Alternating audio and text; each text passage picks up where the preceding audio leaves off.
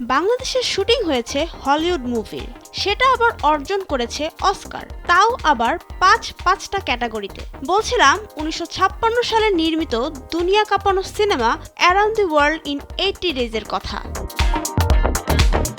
মাত্র 80 দিনে পুরো পৃথিবী ঘুরে আসতে পারলে কেমন হতো?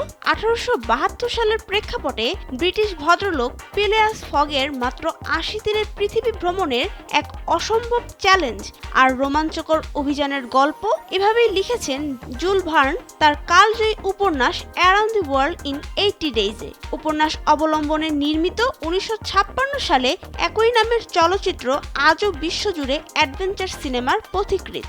মাইকেল অ্যান্ডারসন পরিচালিত এই সিনেমাটি হলিউডের এক অনন্য ইতিহাস, যা 29তম অস্কারে 5টি ক্যাটাগরিতে পুরস্কার জিতেছিল।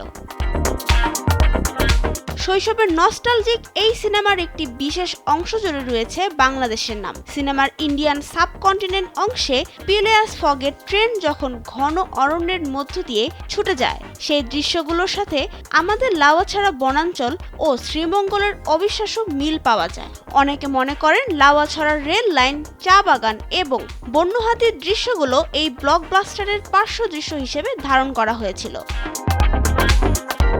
যাত্রাপথে ভৃত্য পাসপারতুকে সাথে নিয়ে ফগ যেমন সতীদাহ প্রথা থেকে সুন্দরী আওদাকে উদ্ধার করেন, তেমনি গোয়েন্দা ফক্সের সন্দেহ আর রেড ইন্ডিয়ানদের হামলার মতো রোমাঞ্চকর বাধার মুখোমুখি হন।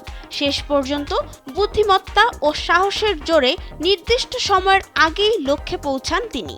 আজও লাউয়াছড়ার রেল লাইনে দাঁড়ালে পর্যটকদের চোখে ভাসে ডেভিড নিভেনের সেই দুর্দান্ত অভিযান। এই সিনেমাটি বিশ্ব চলচ্চিত্রের ইতিহাসে বাংলাদেশের প্রাকৃতিক সৌন্দর্যের এক নীরব ও গর্বিত সাক্ষী হয়ে রইল। নাবিলা রহিম, সময়ের আলো।